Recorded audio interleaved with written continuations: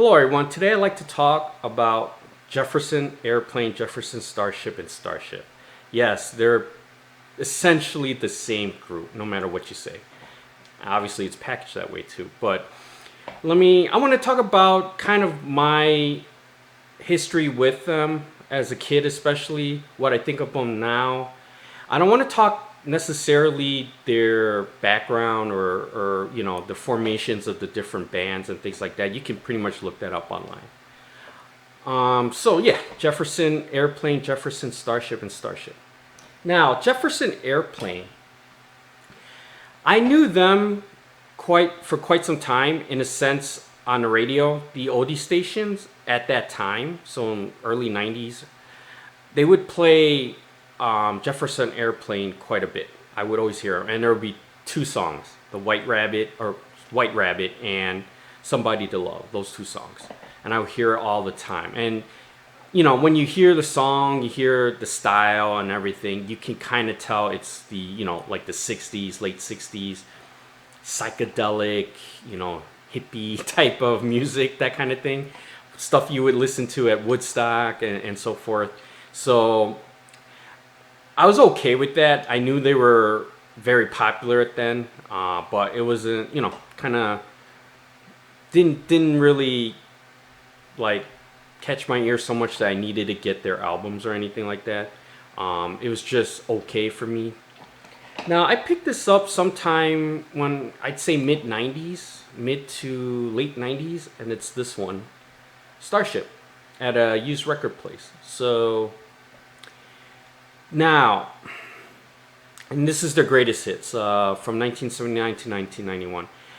Now, at this time when I picked this up, I had no clue that Starship, Jefferson Airplane, Jefferson Starship were essentially the same band. And when I mean same band, we're talking about with Jefferson Airplane, right? I would call it the three main members. Now, I know I probably get punched or something like that, but from my understanding, Grace Slick, obviously, and then I think his name is Paul Kantner. Sorry, it's Kantner, I think. And then Marty Balin. Those were the three, to me, the main pieces of Jefferson Airplane and the next two incarnations.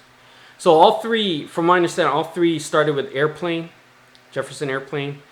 And then I think Marty left a little bit when they did Jefferson Starship, but then he came back later, and that's important. And then Starship was just Grace all the way. So by herself, or with other members, but not the other two main ones I talked about. So Jefferson Starship and Starship and Jefferson Airplane. We gotta make sure we get this correct. So this is the album I had for Starship, and I had no idea. Again, it was related to Jefferson Starship or Jefferson Airplane. And again, this is before Google and all that. I just picked this album up. I loved it, right? The monster hits of the 80s, like We Built This City, Sarah, things like that. So this was one of my favorite CDs at the time when I picked it up, for sure. Played this quite a bit. Now, it wasn't until I'd say I went to the library. I don't know when this was, maybe early 2000s or late 90s. Went to the library. I picked up an album. And I picked it up because it looked cool. It was a red cover and had a red octopus on it. And yes, it was the album Red Octopus, Jefferson Starship. Now, when I picked that album up, I didn't even know they were kind of related again. I just picked it up because the album looked cool. Now, I listened to the music. It was okay until I hit the song Miracles. Absolutely loved it. I remember hearing that on some of these light rock stations at the time. I just didn't know who it was or anything like that. Or never got the opportunity to figure out who that was until I picked that album up and then listened to it. I didn't even know the song was on there. I just, happened to just borrow it. And wow, okay. So that opened up my eyes big time and tried to find out who this group was, and Jefferson Starship. And the very first thing I was thinking of, hey, were they related to Starship because they had Starship on the name? Good insight right there. So what I did was I picked Miracles. I picked the album up, took a look at the listing tracks, and none of them were on this album at all. So I wasn't sure if they were related at all. And I wasn't smart enough at the time to look at the artist as well, because if I did, I would probably notice Grace at least on it. Um, so I wasn't sure. But then the name Jefferson, right? I knew Jefferson Airplane, but I wasn't sure if Jefferson Starship and Jefferson Airplane were related. But it was kind of strange to have a group name with Jefferson on it. If anything, if I recall, Jefferson for me would be the Jeffersons, the sitcom. Anyway, so I was kind of thinking maybe Jefferson Starship was Jefferson Airplane, but this being way back when, I never really made that connection, but I made the assumption somehow they're related, and then eventually, yes, I mean, with Google, really getting this album first. And then with Google and so forth, then I understood. Okay, but this album kind of confirmed my hunch that yeah, they're somehow related. I just didn't know they had to change their names 3 times. Jefferson Airplane. Actually, Jefferson Airplane wasn't the original name. I don't know what the original name was, but it was Jefferson Airplane, then Jefferson Starship, then Starship. Now, before I go on, this album's kind of unique. It's the VH1 behind the scenes. I don't even know if VH1 still exists or not. But anyway, they did this kind of like documentary. I never saw it, but I got this album mainly because when I saw this, I had to get it. So I picked this up, and it's just a 1 CD of each incarnation of the band, and they're really their top hits, which I absolutely love. I love this CD. Now, if you're interested in getting a CD with all 3, the ones to get, it's a double CD set. It's originally called The Hits, but they rebranded it as Essentials. Either one is the same. So it would be either the entire 3 band names hits or the Essential and then all 3 band names. Though I highly recommend to get those instead. Either version of the CD, because that's complete. This is more really stripped down, but to the bare essentials really. Anyway, going back to Jefferson Airplane, Starship, and Jefferson Starship. Now, having gotten this and understanding, really it's the same band. I listened to these tracks on from the CD, and my impression was this: I didn't like Jefferson Airplane at all. Believe it or not, Jefferson Airplane is probably the most revered, or I don't know how to explain it, but it's probably the incarnation where most music listeners would appreciate, I guess. Mainly because first of all, I probably started everything, and then they're also in the Rock and Roll Hall of Fame. Just Jefferson Airplane, I'm pretty sure, not the other 2. So, however, I like Starship the most in terms of hit songs. That's pretty much my favorite. So going back to this greatest hits, I really like the songs more on here than on Jefferson Airplane. And really, to me, Jefferson Airplane, and I'm pretty sure this is correct as well, White Rabbit and Somebody to Love, those are the only 2 songs that were actually hits, and the rest are kind of just your typical your psychedelic, hippie, Woodstock type music.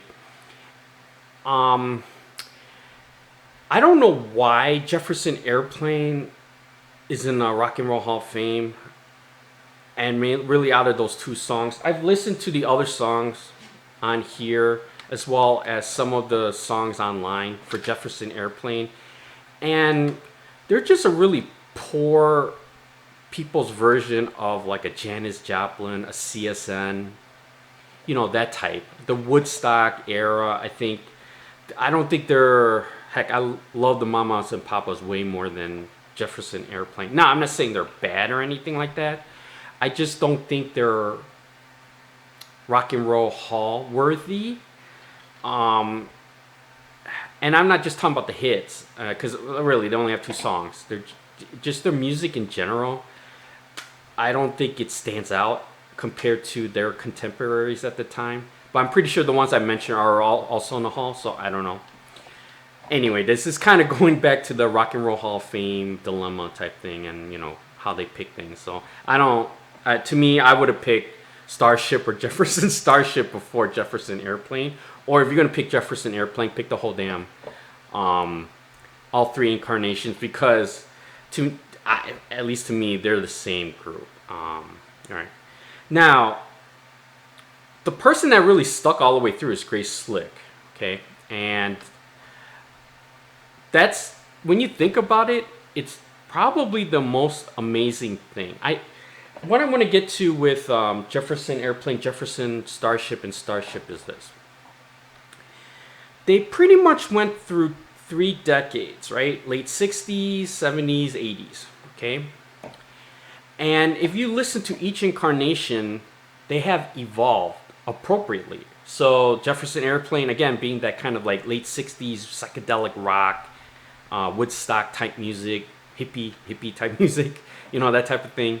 Trying to send a message out with their music, things like that. Nothing wrong with it, but that's the kind of their style. Jefferson Starship, it's really kind of represents the mid-70s light rock or soft rock music, although these days we call it yacht rock. But that, like Miracles, my goodness, With Your Love, Runaway, I think those are 3 of my favorite songs from all 3 incarnations. And this is the Jefferson Starship with Marty, I think, lead sing on that one. So on those 3 songs that I mentioned. Those are absolutely my favorite songs of the 3. And they all happen to be in Jefferson Starship. I love Jane too. Jane is also with Jefferson Starship, and it's a bit more rocky. So rock and roll, that type of thing. And then going down to Starship, I think this is where I mentioned earlier there's some infighting with the direction of the music. I think someone, I'm pretty sure it was Paul Kantner, that said he didn't like that direction. It was getting too poppy, even though they changed from psychedelic rock to light rock. Now light rock to the 80s pop. So it's not only pop music, but 80s style pop music, right? And I think that's why he kind of broke away, and then there's some suing here and there. I don't want to get into the story that much. So it's really Starship and just Grace Slick, right? And I can understand where Paul was not getting into, where he was not liking the direction. If you're into like rock, like typical rock and roll, whether it's soft rock, regular rock, hard rock, whatever, right? Rock and roll rather than the 80s pop feel. I mean, they're pretty much totally different, right? And then you put out the song. This song is on here, okay? It's the last song on Jefferson Starship. It's called No Way Out.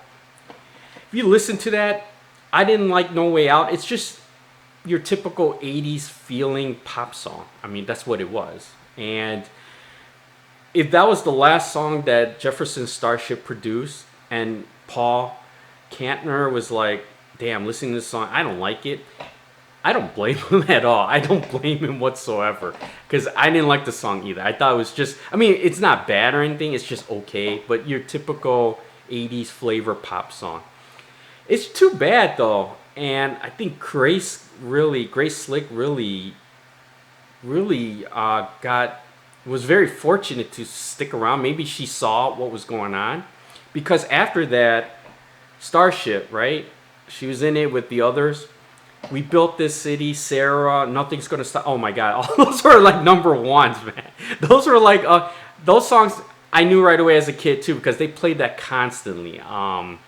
Whether in the kind of the more stations that played recent hits, like the past decade or something like that, that's what you would hear, those songs. And I love We Built This City. I know it kind of sounds cheesy and all, but they're not bad at all. So, and again, they're all number ones. It turns out that Grace stayed with Starship. I think she really came out on top with that, because those were like her, in any incarnation, those were the biggest songs they ever put out in terms of chart. So now, whether they care about charting or not, that's another story. But damn, I mean, they really, they really like basically with Starship, you know, went out with a blast, no doubt about it. So again, going back, what I wanted to get was this group evolved from psychedelic rock to yacht rock to 80s pop, and they they did it well. I mean, it's hard to find any group that can, any band or even any artist that can go through 3 decades with ever-changing styles of music during those decades, and even within a decade they kind of change as well, right? So like 70s is disco and things like that, you had it here and there.